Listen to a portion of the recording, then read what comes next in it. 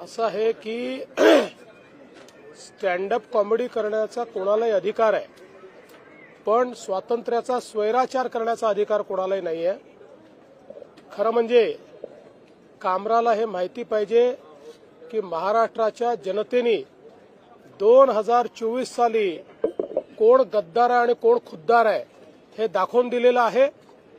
कोणाकडे स्वर्गीय हिंदू हृदय सम्राट शिवसेना प्रमुख बाळासाहेब ठाकरे यांची विरासत गेली हे जनतेने ठरवलेलं आहे। त्यामुळे अशा प्रकारे खालच्या दर्जाची कॉमेडी करून आणि राज्यातल्या माजी मुख्यमंत्री, आताचे उपमुख्यमंत्री, राज्यातले वरिष्ठ नेते ज्यांच्याबद्दल राज्यातल्या जनतेमध्ये आदर आहे त्यांच्याबद्दल अशा प्रकारचा अनादर करण्याचा कोणालाही अधिकार नाही। हे अत्यंत चुकीचं आहे।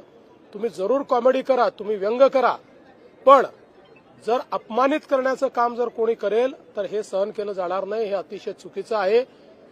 कामरांनी माफी मागितली पाहिजे आणि ते जे संविधानाचं पुस्तक दाखवतायत त्यांनी जर संविधान वाचलं असेल किंवा संविधानाची त्यांना जर माहिती असेल तर संविधानानेच सांगितलेलं आहे की स्वातंत्र्याचा स्वैराचार करता येणार नाही, दुसऱ्याच्या स्वातंत्र्यावर तुम्हाला अतिक्रमण करता येणार नाही आणि म्हणून आमची मागणी आहे की त्यांनी या ठिकाणी माफी मागितली पाहिजे। ये जो जिस प्रकार से स्टैंड अप कॉमेडियन कामरा इन्होंने एक गीत के माध्यम से महाराष्ट्र के पूर्व मुख्यमंत्री और विद्यमान उप मुख्यमंत्री श्री एकनाथ शिंदे जी को अपमानित करने का प्रयास किया है, ये गलत है। हम इसकी निंदा करते हैं।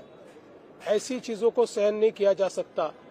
कामरा को मालूम होना चाहिए कि 2024 के चुनाव में जनता ने निर्णय कर दिया है कौन गद्दार है कौन खुद्दार है, और स्वर्गीय शिवसेना प्रमुख हिंदू हृदय सम्राट बाळासाहेब ठाकरे जी की विरासत ये शिंदे जी के पास है। इस पर जनता की मोहर लगी है, तो कोई स्टैंड अप कॉमेडियन खड़ा रहकर इस प्रकार से उनको गद्दार नहीं कह सकता।